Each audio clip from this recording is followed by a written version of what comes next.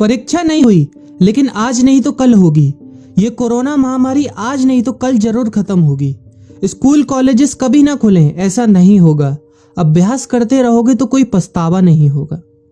Corona महामारी के चलते इस समय स्कूल और कॉलेजेस बंद पड़े हैं, जिसके चलते विद्यार्थियों में पढ़ाई के प्रति लापरवाही देखी जा रही है। इसी को देखते हुए मुंबई के एक स्कूल में हमारे पुराणों में लिखित एक कहानी सुनाई गई और विद्यार्थियों को इस कहानी के जरिए एक मैसेज दिया गया, एक सलाह दी गई। कहानी ये थी कि एक बार भगवान इंद्र किसानों से नाराज हो गए और उन्होंने घोषणा कर दी कि 12 साल तक बारिश नहीं होगी, आप फसलों को नहीं उगा पाएंगे। भगवान इंद्र से किसानों ने विनम्रता पूर्वक विनती की। किसानों की विनती को देखते हुए इंद्र ने बड़ी चालाकी से बारिश न होने का सारा श्रेय भगवान शिव के ऊपर डाल दिया और कहा कि बारिश तभी संभव है जब भगवान शिव अपना डमरू बजाएंगे। लेकिन इंद्रदेव भगवान शिव के साथ पहले ही गुप्त रूप से चर्चा कर चुके थे और उनसे किसानों के साथ सहमत नहीं होने के लिए भी अनुरोध कर चुके थे। जब किसान भगवान शिव के पास बारिश के लिए विनती करने के लिए गए तो उन्होंने भी कह दिया कि बारिश तभी होगी जब मैं 12 साल बाद अपना डमरू बजाऊंगा। निराश होकर वापस लौटते किसानों ने 12 साल तक इंतजार करने का फैसला किया।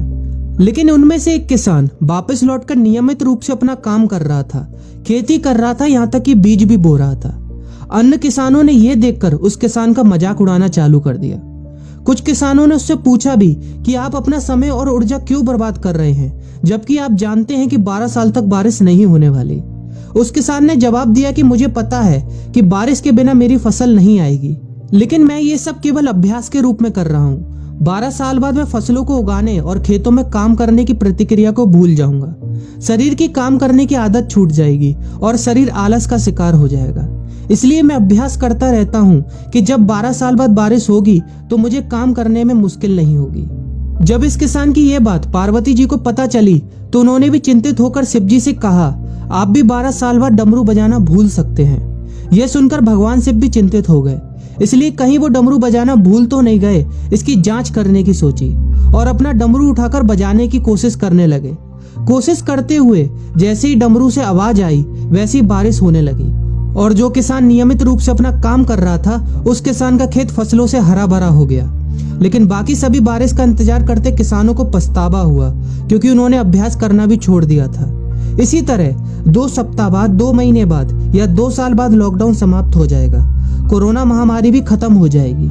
इसे घूरने या इस महामारी के खत्म होने तक का इंतजार करने से बेहतर है कि आप जिस कक्षा में हैं या जिस अगली कक्षा में जाने वाले हैं उसका अध्ययन करें। पुस्तकों का अध्ययन करके अपने कौशल को तेज करें। आपके पास जो ज्ञान है उसे और बढ़ाएं। इस समय का इस्तेमाल करें और ये सोचें कि आप और भी बेहतर कैसे कर सकते हैं, क्योंकि डमरू कभी भी बच सकता है। इसलिए अभ्यास करते रहें। अभ्यास ही गुणवत्ता का सार है। अभ्यास ही है जो आपको किसी भी क्षेत्र में पूर्ण बनाता है।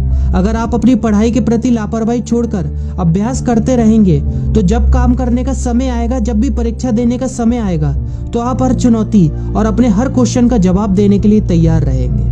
अपना ध्यान रखें और अपनों का ख्याल रखें, क्योंकि कोरोना अभी गया नहीं है। घर पर ही रहने की कोशिश करें ताकि आप भी और अन्य भी सुरक्षित रहें और नियमित रूप से अभ्यास करते रहें, क्योंकि डमरू कभी भी बच सकता है।